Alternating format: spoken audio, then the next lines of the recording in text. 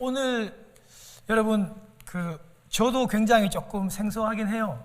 왜 그러냐면 이제 본문이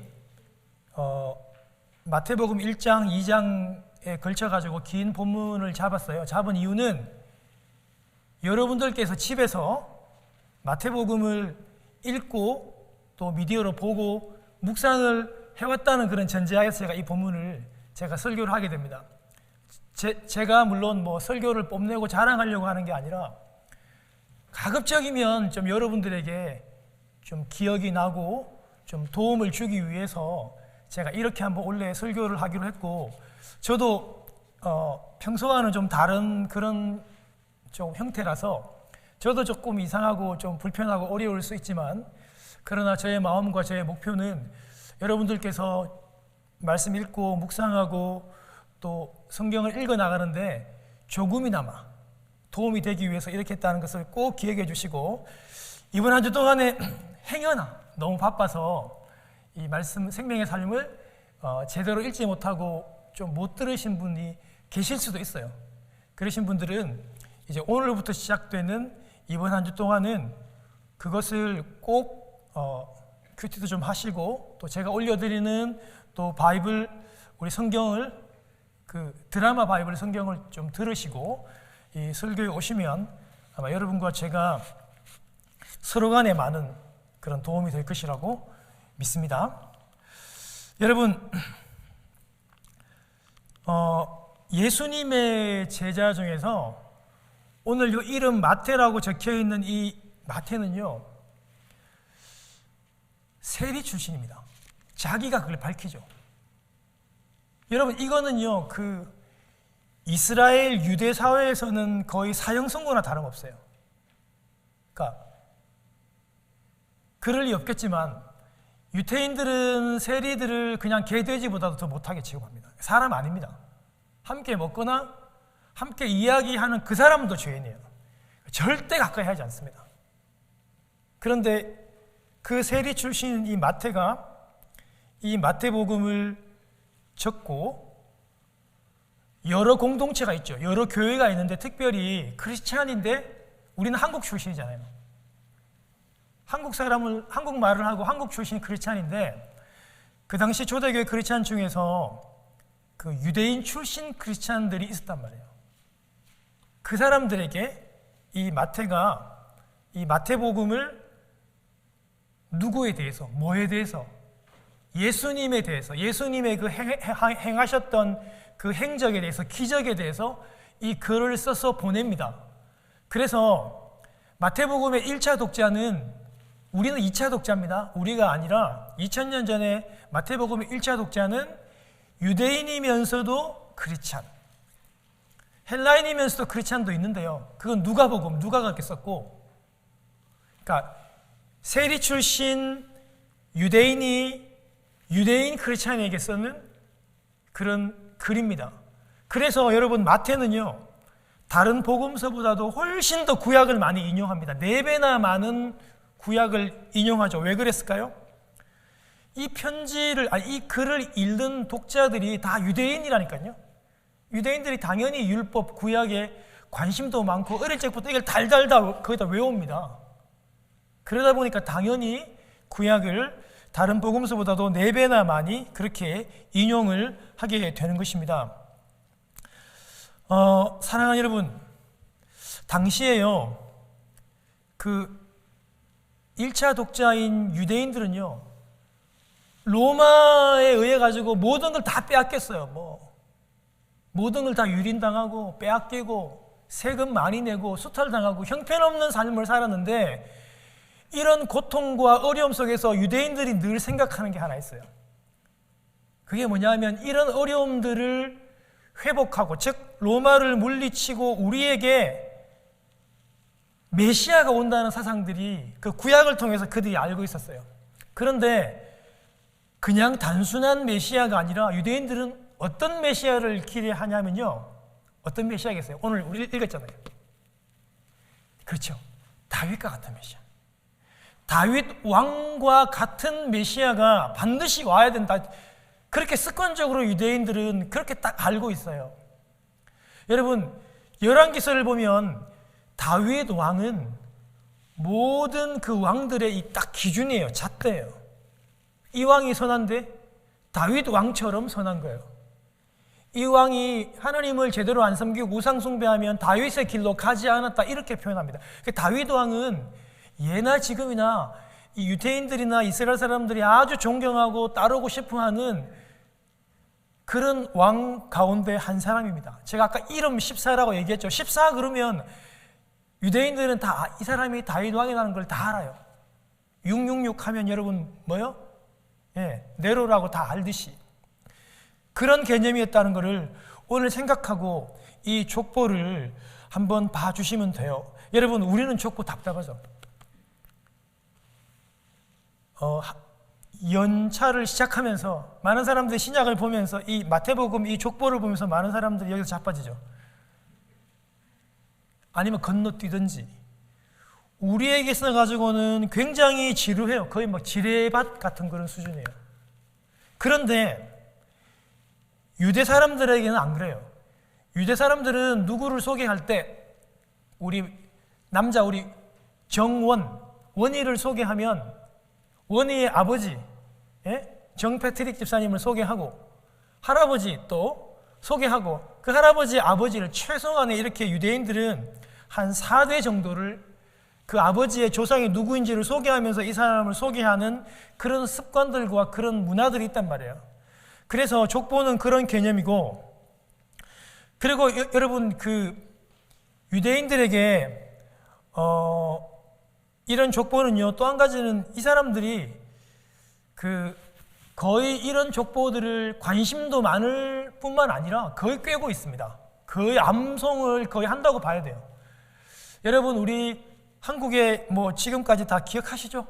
제가 우리 장로님 권사님들한테 한번 여쭤봐도 여러분, 우리 한국 사람들 조선시대 여러분 그 열왕들의 이름 순서 태정, 세태, 문단세 다 알잖아요. 우리 한국 사람들하고 우리 유대인들의 정서가 굉장히 비슷해요. 그거 여러분 공부한 지 지금 뭐 수십 년이 지나도 태정, 세태, 문단세, 뭐 예성윤중, 임명성 다 외우잖아요.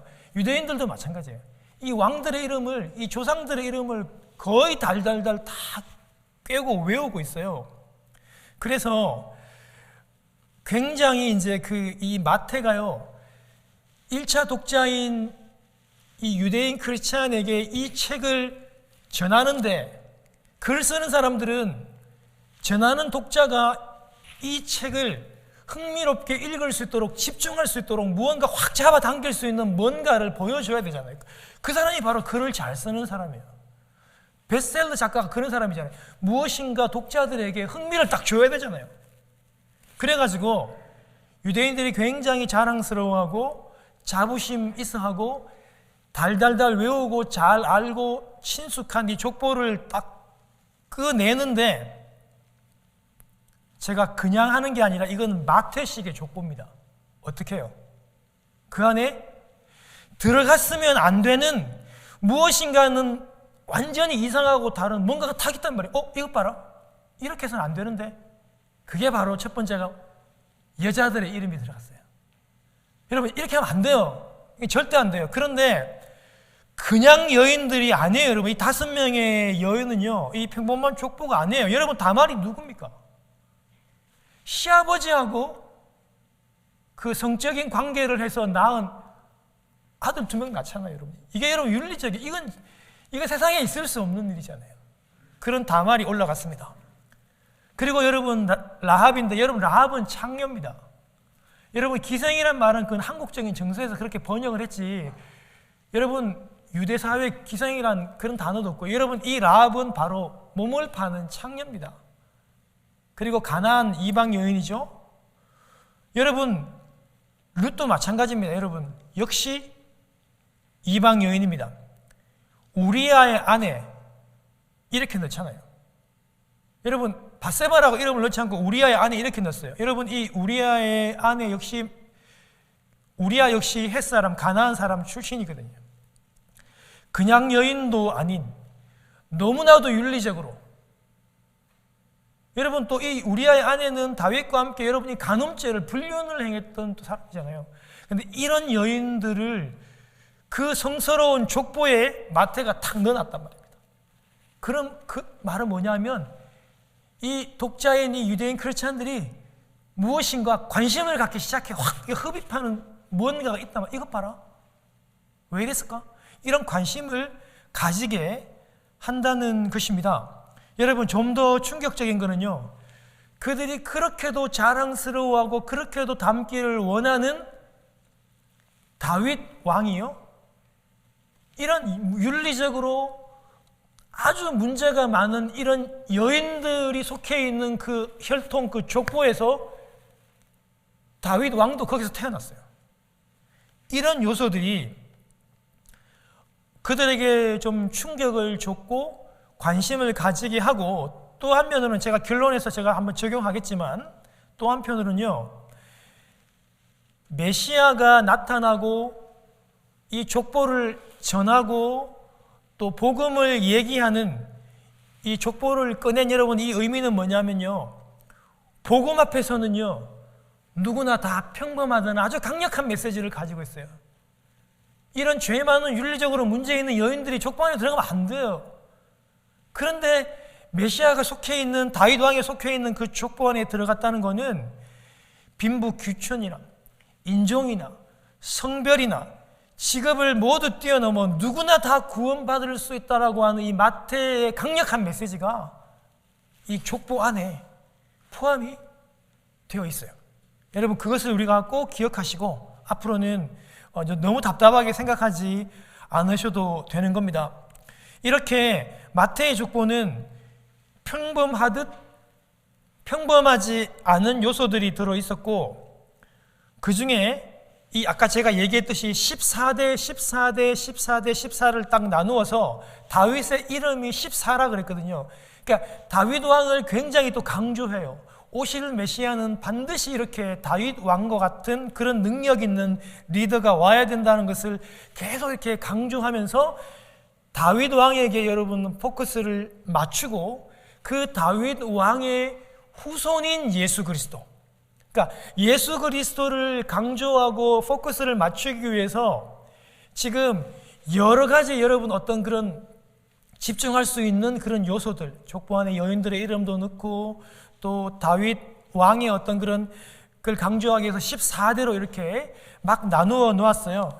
여러분, 실제로요, 실제로 보면 그 요람 왕하고 우시야 왕 사이에는요 3명의 왕이 더 들어가야 돼요.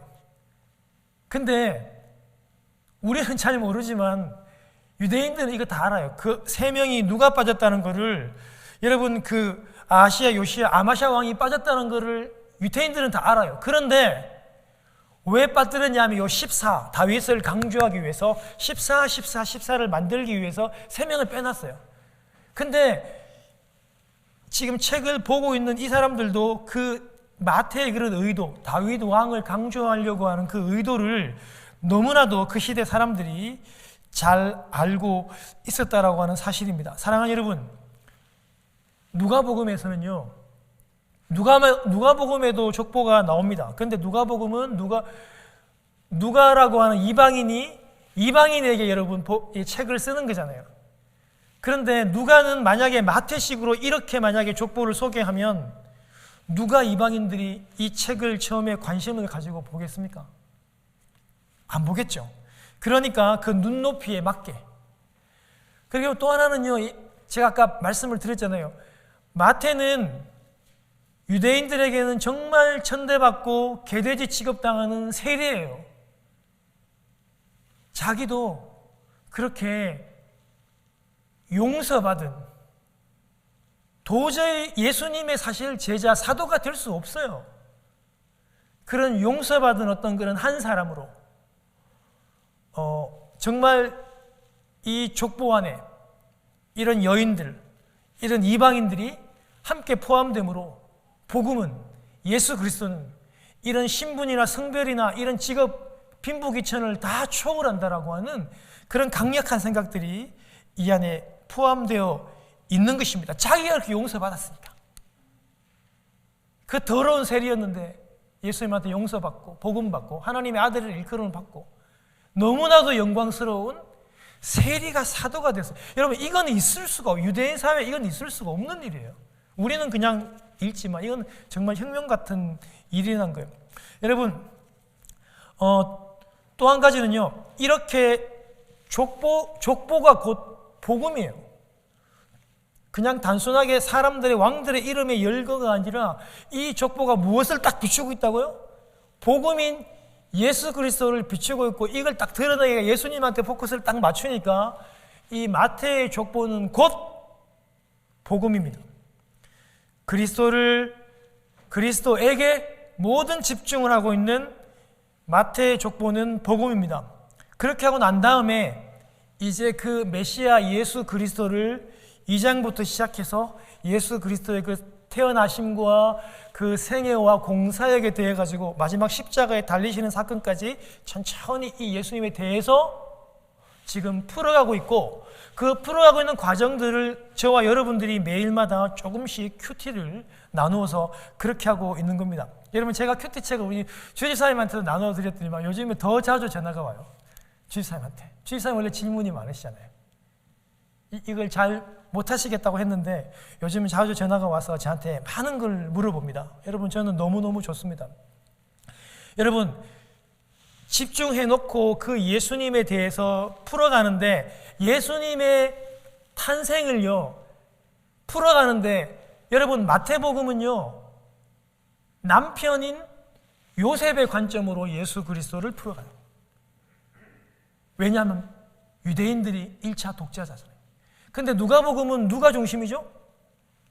여자인 마리아가 중심이 되어서, 마리아가 세리와의 어머니 엘리사벳을 만나고 하는 이런 모든 사건들을 그렇게 풀어가는데, 그 예수 그리스도를 요셉의 입장에서 마리아를 생각하는 그런 관점으로 오늘 여러분 이 마태복음이 진행이 되고 있는 것이죠. 여러분, 이 부분에 대해서 제가 우리 12월 되면 우리 대림절 기간 동안에 메시아를 기다리는 사람들이라고 하는 그 시리즈를 통해서 요셉에 대해서 조금 살펴봤잖아요. 한번 기억을 한번 더듬어 볼게요.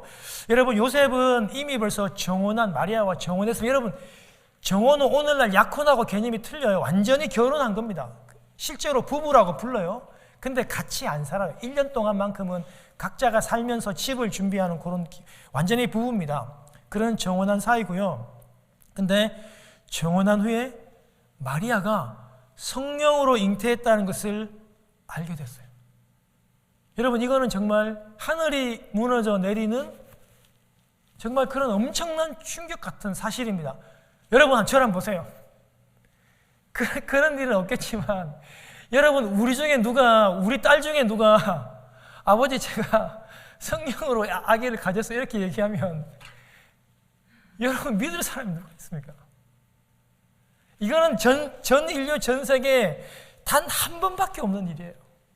성령으로 잉태됐다는 사실. 이거는 있을 수가, 이거는 사고와 과학과 모든 생각으로 이건 일어날 수도 없는 일이에요. 근데 그 당사자, 그 당한 사람이 바로 요셉입니다. 그러니 그 마음이 얼마나 상하고, 그렇게 사랑했던 그 여인이 얼마나 여러분 그 배신감이 들겠어요. 여러분 같으면 여러분 믿겠습니까? 저녁 아기를 낳아도 애를 가져도 할머니 있다고 하더니만, 여러분, 이건 진짜 있을 수 없는 일이거든요. 그런 일이 생겼단 말이에요. 그런데 성경은요 그런 표현을 써요. 요셉이 의롭대요. 여러분, 요 의롭다고 하는 말은 어떤 말이냐면, 여러분 이런 말을 잘 안 써요, 보통 사람들한테. 그런데 이 의롭다라고 하는 말은요, 말씀을 아주 잘 지킨다는 그런 의미입니다. 율법과 말씀을 세상 어떤 일에서도 끝까지 잘 지키며 행한다는 그런 의미입니다. 여러분, 그런데 가령요, 율법이 비춰봤을 때 불이다 그러면 그 불의의 길로 안 가요, 요셉은. 왜? 의로우니까. 한번 생각해 보세요, 여러분. 가령 마리아가 여러분 임신한 모습으로 요셉에게 나타내서 그렇게 여러분 성령으로 아기를 가졌대요. 그러면 의로운 요셉은 이 마리아를 데리고 어떻게 해야 된다? 의롭고 율법대로 하니까 율법대로 말씀대로 요셉은 마리아를 데리고 어디로 가야 돼요? 법정으로 가야 돼요. 고소해야 돼요. 그게 바로 의로운 사람이에요. 근데 그럼에도 불구하고 요셉은 그 자신의 그런 의로움들을 잠시 내려두고 사랑하는 아내 마리아를 배려합니다. 그래서 어떻게 해요? 조용히 파혼을 합니다. 조용히 파혼. 만약에 드러나면, 알려지면 마리아도 큰 위험에 처해질 수 있고, 마리아도 수치를 당할 수 있고, 평생 동안 수치를 당할 수 있으며, 심지어는 마리아가 돌에 맞아 죽을 수도 있습니다. 그러니까 요셉의, 여러분, 그 어린 요셉, 나이 해봐야 이제 20살이 되지도 않았어요. 10대 중반이에요. 그 어린 남편 요셉이 그 생각하는 그 배려심을 한번 보세요. 만약에 그렇게 하지 않았다면 마리아와 마리아 속에 들어있는, 뱃속에 들어있는 이 성령으로 잉태된 아기 예수님은 굉장히 위험에 처해지게 됩니다. 아비 없는 자식이 여러분 유대 사회에서 어떻게 살아가요? 여러분 한국 사회도 그렇잖아요. 그 미혼모가 여러분 그 어떻게 정상적인 생활을 해요? 그 고대 시대에. 그게 배려입니다, 여러분. 요셉이. 여러분 보세요. 요셉이 예수님이 아버지인데 예수님한테 요셉의 피가 한 방울이라도 섞였어요? 요셉의 DNA가 조금이라도 있어요? DNA 검사하면 나올 거예요? 안 나와요, 여러분. 성령으로 여러분 마리아에게 잉태했지 요셉하고는 동침하지 않았다 그랬잖아요. 아무 상관없어요. 그런데 피 한 방울 섞여져 있는 그 여러분 그 아기를 위해서 기꺼이 그 울타리가 되어지고 그 모든 여러분 그 바람막이가 되어주는 거예요. 여러분 하나님께서 왜 이 요셉을 그렇게 사용하시는가? 왜 그 메시아의 그 육신적 아버지로 사용하시고 그 메시아를 어릴 가르치고 훈육하고 그 테두리가 되어주기 위해서 이 왜 요셉을 택했냐를 우리는 이 본문을 통해서 요셉의 입장으로 좀 알 수 있는 거죠. 사랑하는 여러분, 우리 가장 가깝고 가장 사랑하는 사람, 우리 옆에 계시는 우리 아내, 배려하는 여러분이 꼭 돼야 돼요. 하나님이 사용하시는 사람은 가장 가까운 가족들에게 먼저 사랑하고 먼저 손을 내밀고 먼저 배려하는 그런 사람을 하나님은 사용하십니다. 이렇게 요셉처럼. 여러분 우리 남편들은 가장 가까운 아내들을 이상하게 함부로 대요. 특히 한국 사람들은. 미국에서 많이 고쳐졌지만 여러분 가장 가까이 함께하는, 근데 우리 교회 우리 장로님 집사님들은 안 그러시더라고요. 굉장히 여러분 그 아내를 존경하고 아내하더라고요. 여러분 그렇게 배려하는 여러분 돼야 돼요. 무턱대고 막 율법의 잣대를 막 들이대거나 나의 이런 막 욱하는 감정으로만 마리아를 막 윽박지르거나 막 왜 이렇게밖에 안 되냐고, 무슨 짓을 한 거냐고 이렇게 따지거나 막 폭력을 행사하거나 이런 게 아니라 철저하게 여러분 그 마리아의 편에 서서 배려하고, 아니 성령으로 잉태되었다는 것을 여러분 인간적으로 믿을 그 남편이 어디 있어요, 여러분? 여러분 같이 한번 생각해 보시라니까요. 그렇지만 그 마리아를 알고 그의 신앙을 알고 그를 배려하니까 그런 아름다운 이런 배려하는 모습이 그에게 등장할 수밖에 없었던 겁니다. 여러분 또 한 가지가 뭐냐면, 세 번째로 여러분 좀 기억나실 거예요. 제가 여러분이 이번에 성탄 예배 때 여러분들에게 설교한 본문이잖아요, 그렇죠? 우리 동방 박사와 그 헤롯 왕과 그 헤롯이 죽였던 그 아이들에 대한 여러분 이야기들이 여러분 큐티하는 가운데 등장했죠, 그렇죠? 여러분 맞죠? 예. 여러분 제가 우리 성탄절 예배 때 잠시 다루었습니다. 여러분 동방 박사, 여러분 이 지혜자는 바벨론의 별을 연구하는 학자들이고 교수라 그랬습니다. 무당이 아니에요, 여러분. 상당히 여러분 이 왕 근처에서 왕에게 그런 점성술을 연구해서 왕에게 조언을 하기 때문에 귀족 중에서도 귀족이고 아주 파워가 있단 말이에요, 여러분. 800km나 되는 6개월이나 되는 그 먼 거리를 수행원들 많게는 100명까지 데려왔어요. 국어학자들이 여러분 보면 알잖아요. 동방박사 여러분 제가 3명이 아닐 확률이 더 많다고 그랬잖아요. 절대 3명은 아닙니다, 여러분. 훨씬 더 많아요. 수행원들을 데리고 올 만큼 그들은요 굉장히 돈도 많고 권력도 있고 힘도 많았던 그런 사람이에요. 여러분 그 6개월의 길을 800km나 되는 그 길들을 여러분 6개월을 오직 별을 보고 예루살렘까지 왔다고 했습니다. 그런데 여러분 그들이 왜 이 메시아의 별에 대해서 관심이 많았나? 제가 그랬죠. 추측. 근데 그 예수님이 태어나기 한 600년 전에 바벨론에 여러분 누가 잡혀가요? 그 다니엘 같은 그런 여러분 의로운 그런 선지자와 같은 다니엘 같은 사람들이 여러분 그 바벨론에 잡혀감으로 그들이 아마 이렇게 그 점성술을 연구하는 많은 지혜자들을 가르치고 했을 그 영향력을 받았을 확률이 많았더라라고 제가 말씀을 드렸어요. 그런데 이 동방박사들이 그렇게 똑똑한 사람들이 신중하지 못한 말을 하게 됐다 그랬잖아요. 그게 뭡니까 여러분?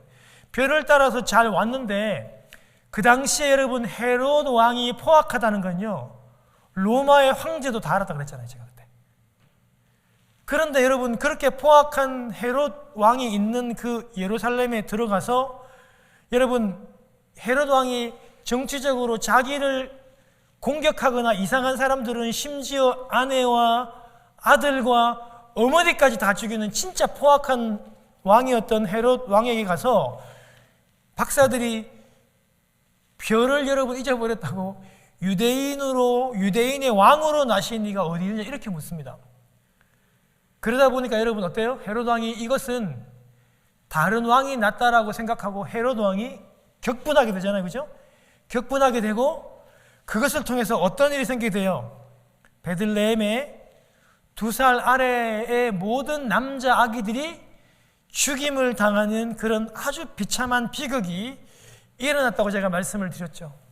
우리 이 상황 가운데서 왜 죄 없는 아이들이 죽임을 당하고 왜 하나님은 이 사건에 대해서 왜 그렇게 침묵하시는가?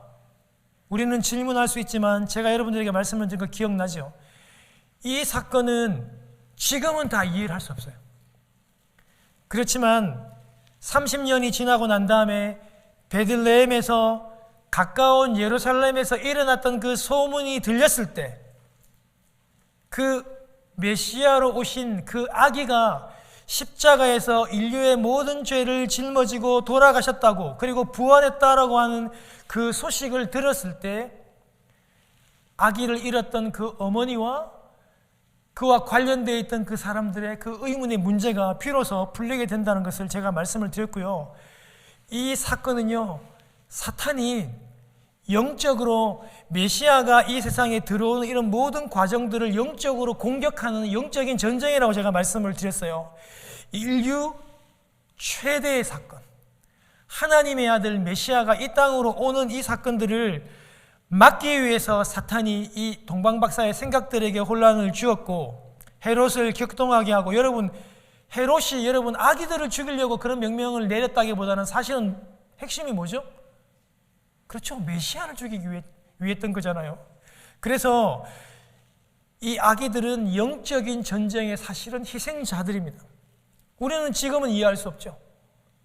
여러분 우리도 이해하지 못하는 일들이 지금 얼마나 많습니까? 이 세상을 살아가면서 우리가 지금 당하고 있는 이 코로나도 마찬가지 아닙니까 여러분? 우리가 예수를 잘 믿어도 병에 걸리고 예수를 잘 믿어도 사고를 만납니다. 여러분 이 코로나 상황도 역시 마찬가지. 어떻게 이 상황들 우리가 논리적으로 이해를 해요? 여러분 우리가 사는 미국만 해도 벌써 40만 명 가까운 사람들이 지금 죽고 있고 이 1월 달에도 최대로 많이 7만 명이 아직 죽을 것이라고 많은 사람들이 그렇게 보도를 하고 있지 않습니까?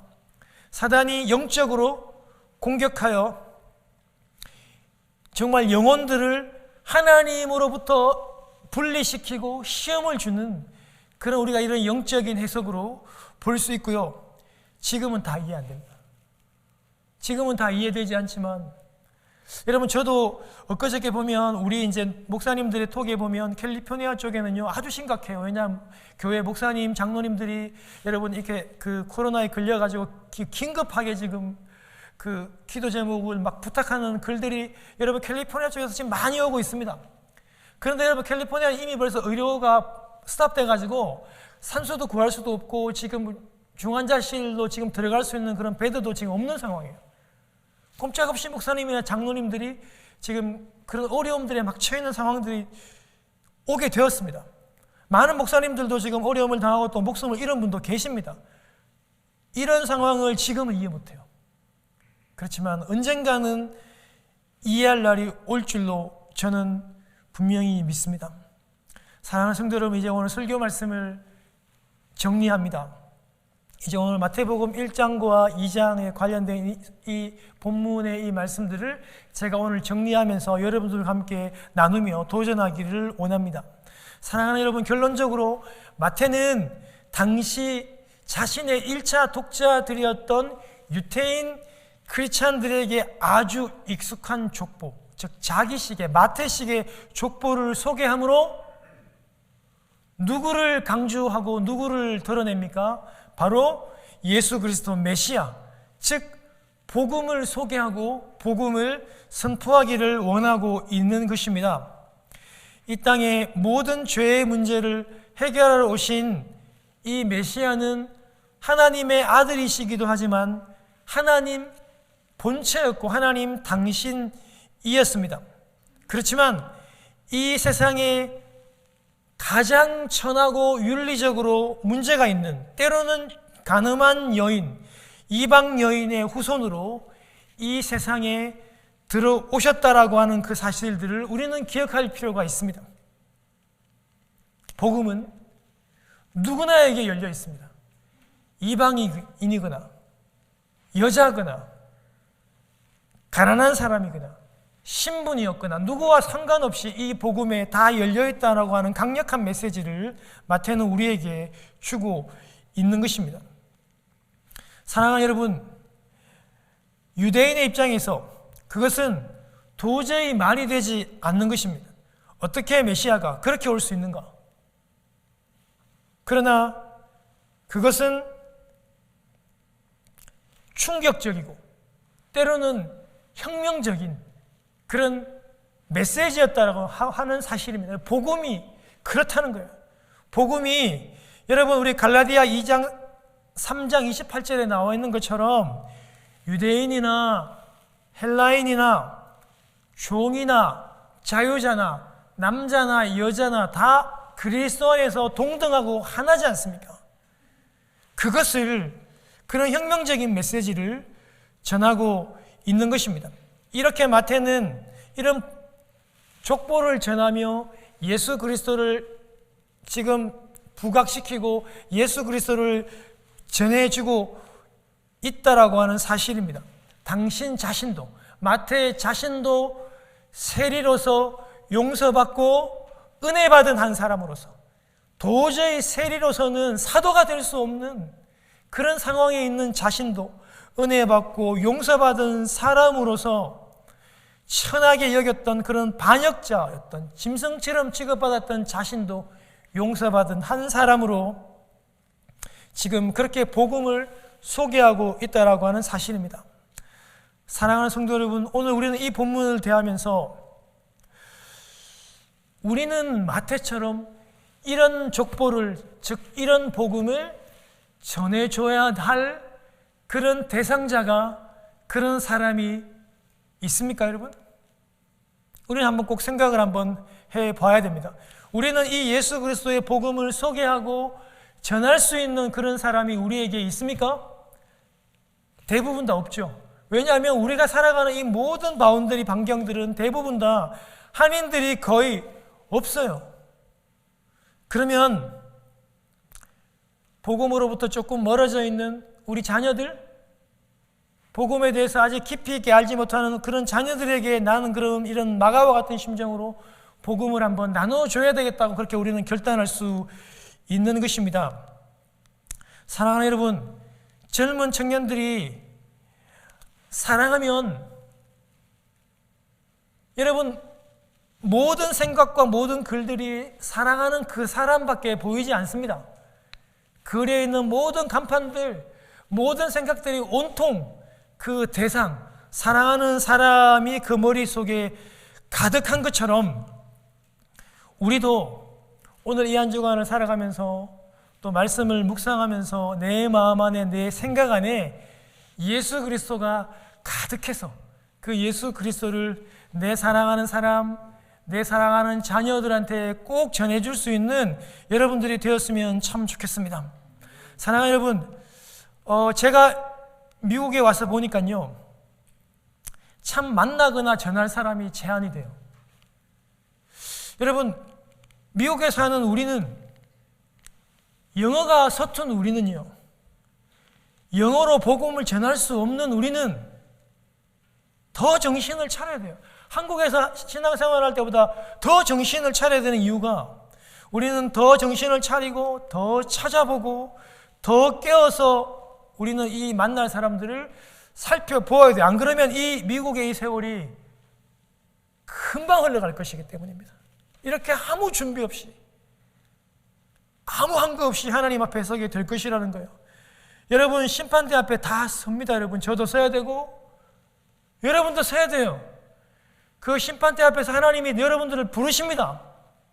박하민, 심판대 앞으로 나와야죠. 어떻게 해요, 여러분? 박정원, 예, 이렇게 하고 심판대 앞에 제가 서게 될 것이죠. 하나님이 분명히 물으실 거예요. 너는 도대체 세상에서 그 좋은 미국에서 무엇을 하고 왔느냐? 미국은요, 공기도 좋고 스테이크도 맛있고 집도 좋고 차도, 외제차 멋있는 차도 많고 그 타보고 마음대로 먹고 그렇게 하다가 왔습니다라고 하기에는 저는 목사라도 너무너무 부끄러웠어요. 진짜 내가 심판대 앞에서 목사로서 이렇게 살아도 되는가? 저는 굉장히 이번 주에 이 말씀을 준비하면서 저는 굉장히 좀 많이 좀 두렵더라고요. 야, 내가 하나님 앞에 가서 큰 책망 받겠다네, 진짜. 사랑하는 여러분, 우리 이 미국을 살아가면서요, 한 주간 동안 우리 더 열심히 우리가 복음을 전하고 나누고 예수를 전하는 우리에게 자녀들이 되었던 우리들, 예전에 내가 믿었던 사람이 되었던, 예전에 어떤 가족들, 친구가 되었던, 꼭 나누고 전하는 여러분 되시기를 주님의 이름으로 축원합니다.